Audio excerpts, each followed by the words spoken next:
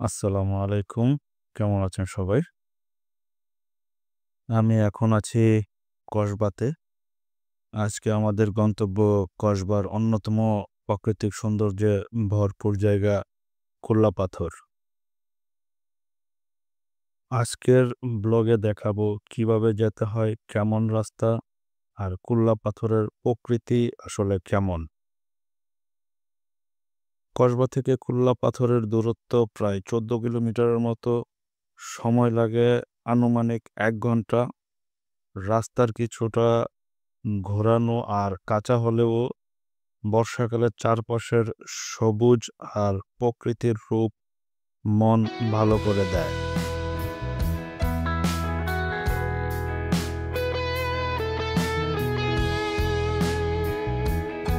তো যারা কসবা থেকে আসবেন সরাসরি সিএনজি বা অটোরিকশায় করে আসতে পারেন। অটোরিকশায় করে অনেক সময় নিবে। সিএনজি করে আসতে আমাদের প্রায় ৪৫ মিনিট থেকে ১ ঘন্টার মতো সময় লাগছে। আর যারা লোকালভাবে আসতে চান তারা প্রথমত নয়নপুর বাজারে আসতে হবে। নয়নপুর বাজার থেকে অটোরিকশায় কিংবা সিএনজি পাবেন। আপনারা সরাসরি কুল্লাবাজার চলে আসতে পারবেন। তো আমরা যেহেতু রিজার্ভ সিএনজি নিয়েছি তাই আর আমরা কোনো স্টপেজে থামবো না। আমরা সরাসরি চলে যাব। তো চলতে, চলতে দেখতে থাকুন এখানকার প্রকৃতি। আর রাস্তার পাশ দিয়ে কাদামাটি অনেক কিছুই ছিল। অনেকটা ভিতরে যদি আমি আগে কখনো আসিনি। তো দেখি যেতে থাকি। আ সেটাকে এখন নতুন নামকরণ করা হয়েছে আ মিনি সাজেক নামে।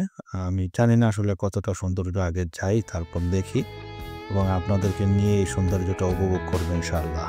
তো চলতে থাকুন এবং দেখতে থাকুন।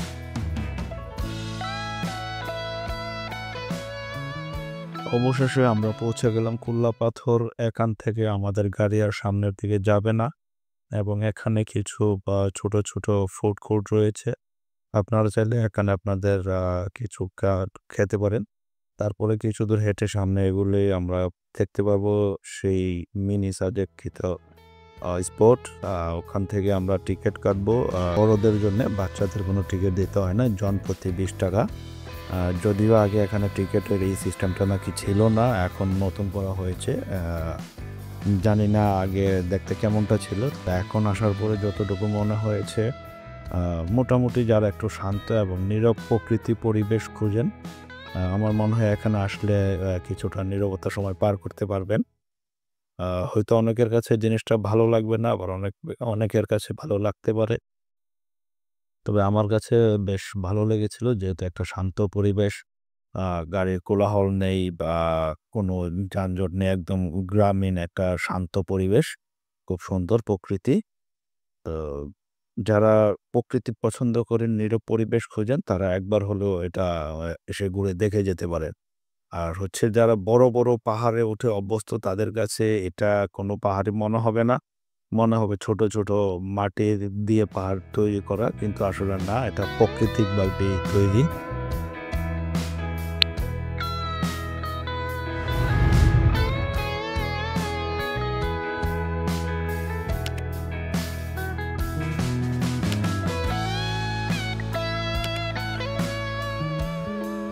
কিছু জায়গায় বসে বিশ্রাম নেওয়ার মতো জায়গা আছে। আর চারপাশের গ্রামটা একেবারেই শান্ত। যেন প্রকৃতি নিজ হাতে সাজিয়েছে সবকিছু। এমন একটা শান্ত জায়গায় এসে মন চায় অনেকক্ষণ বসে থাকি।